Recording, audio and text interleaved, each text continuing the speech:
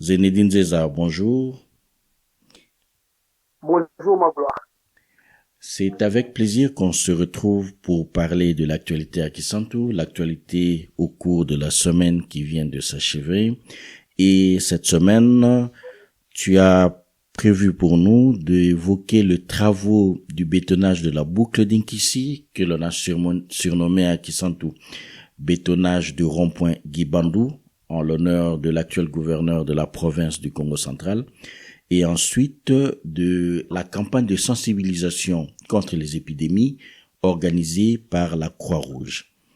Alors, Zenedine Zeza, qu'en est-il des travaux du bétonnage de la boucle d'Inkissi, c'est-à-dire la boucle d'Inkissi concerne l'avenue de la Mission et cela part du pont Inkissi en passant devant Lucas et actuellement les travaux étaient bloqués sur le tronçon pont Inkissi-Snell.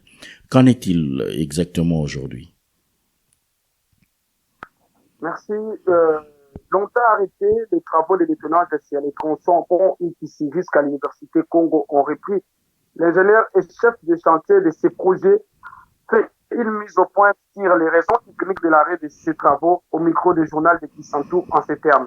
Je suis l'ingénieur Ferrozi, chef de chantier pour les travaux qui sont en cours ici. Nous avons repris les travaux après avoir rencontré quelques difficultés lors de leur exécution. Ce qui avait même conduit à l'arrêt de ces travaux. Actuellement, les travaux progressent normalement.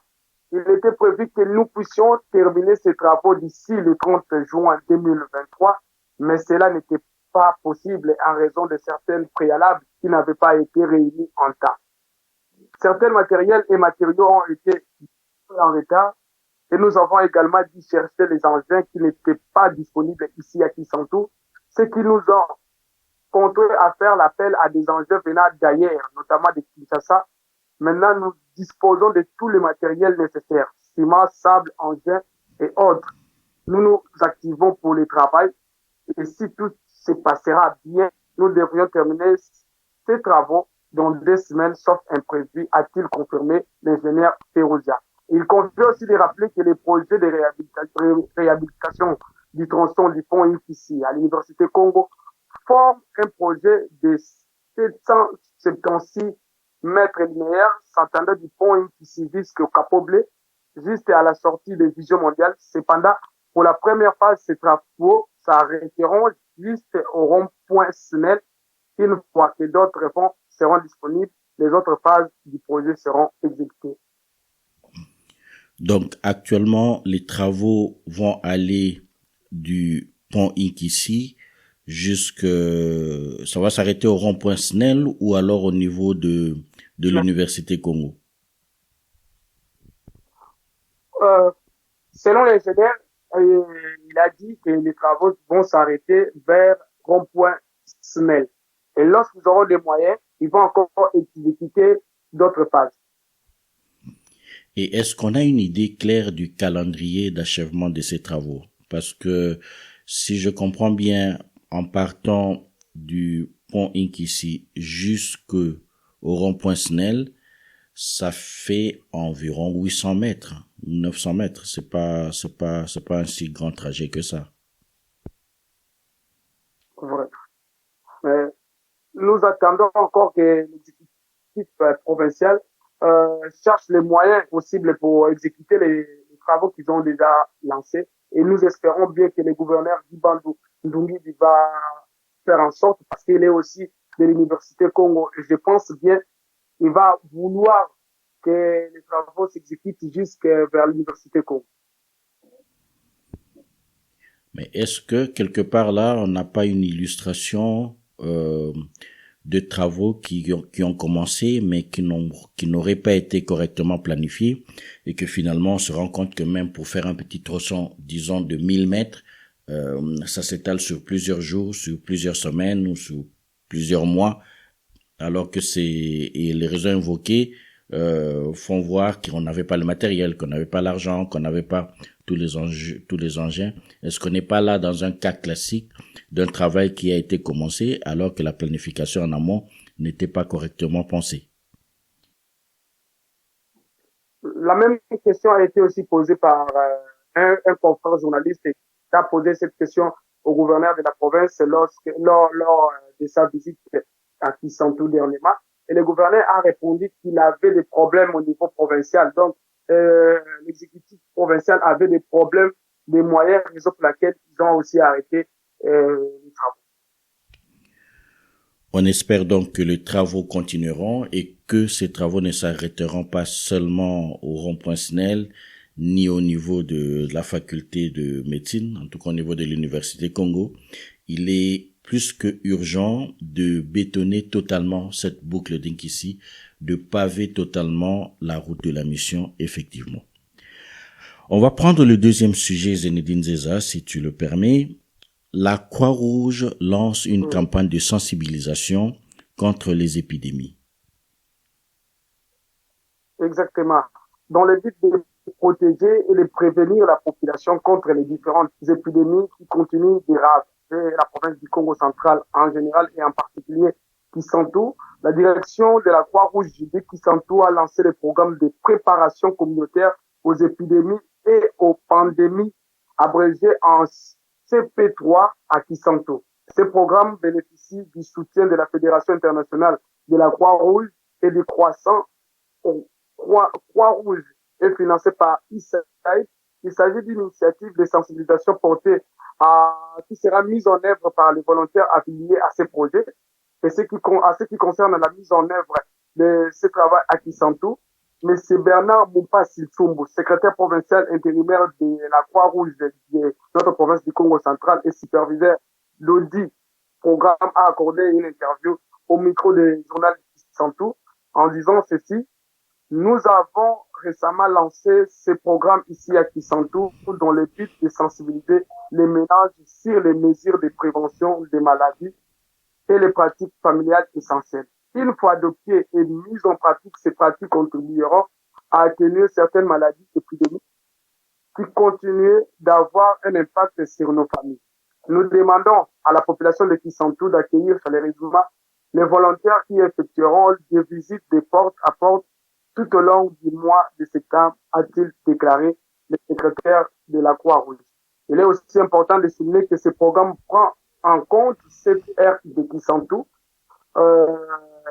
Il s'agit de la zone de santé de Kisantu qui englobe Kikonka, Kandu, Ndeba, Zezalandu, Elefu, Kintanu 1 et Kintanu 2.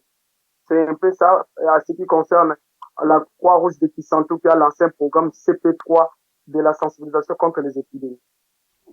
À l'heure où nous parlons, quelle est la situation épidémique à Kisantu? Quelles sont les maladies ou les alertes épidémiques qui sont en cours à Kisantu actuellement? Jusqu'à présent, il n'y a pas vraiment des épidémies au niveau de Kisantu, mais la Croix-Rouge a voulu juste prévenir la population contre les différentes épidémies qui peuvent tantôt venir aussi déranger la population de Kisantu, pour laquelle la Croix-Rouge a pris déjà l'initiative de s'en charger de prévenir la population contre ces épidémies.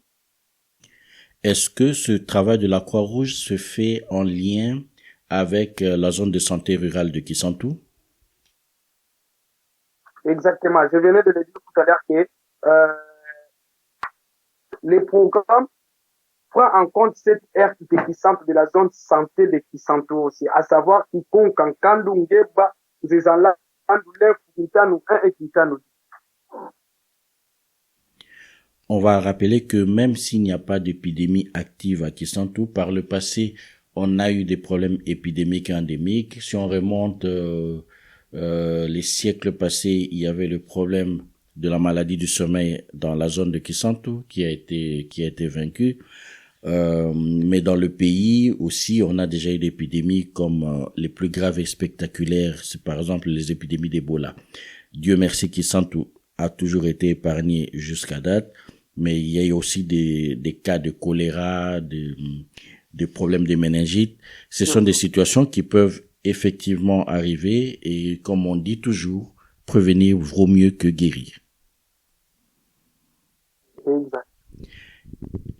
Pour terminer, Zenedine, est-ce que tu peux nous rappeler quels sont les animateurs de cette campagne de sensibilisation contre les épidémies? En fait, s'agissant des animateurs, comme la Croix-Rouge et par le biais de son secrétaire, il a dit il y a que des volontaires qui vont faire en sorte que la population ait des informations contre les épidémies. C'est juste ça, selon les informations que nous avions reçues. Zinedine Zeza, on tend vers la fin de notre émission aujourd'hui. Est-ce que tu as un mot de la fin? J'aimerais juste remercier d'abord les abonnés de notre journal de Kisantu et j'aimerais aussi leur dire que si il y a ceux qui n'ont pas eu le temps de s'abonner, il est temps maintenant de s'abonner dans notre chaîne YouTube qui est Journal de Kisantu et je pense qu'il y a des choses qu'ils pourront découvrir dans des jours à venir. Zinedine Zeza, merci. C'est une perche que tu me tends pour rappeler que la production de l'information a un certain coût et pour le journal de Kisantu, ce coût n'est supporté que par nos auditeurs, par nos web auditeurs, par les visiteurs de notre site. Alors n'hésitez pas les amis, si 1000 personnes parmi vous donnent $1 chaque mois, ils vont nous aider à couvrir le coût, ça nous fera $1000. Si 10 personnes parmi vous donnent $100 chaque mois, nous allons couvrir le coût. Si 100 personnes parmi vous nous donnent $10 chaque mois, nous allons couvrir notre coût de production de l'information. Nous avons besoin de votre aide pour continuer à avancer. Et si vous avez des idées, des propositions, si vous avez des critiques aussi, n'hésitez pas à nous contacter par WhatsApp au +243 89 629 33 30. +243 89 629 33 30. Merci à tous pour votre fidélité. Merci à Zinedine Zeza pour sa promptitude et on se dit au revoir et à la semaine prochaine.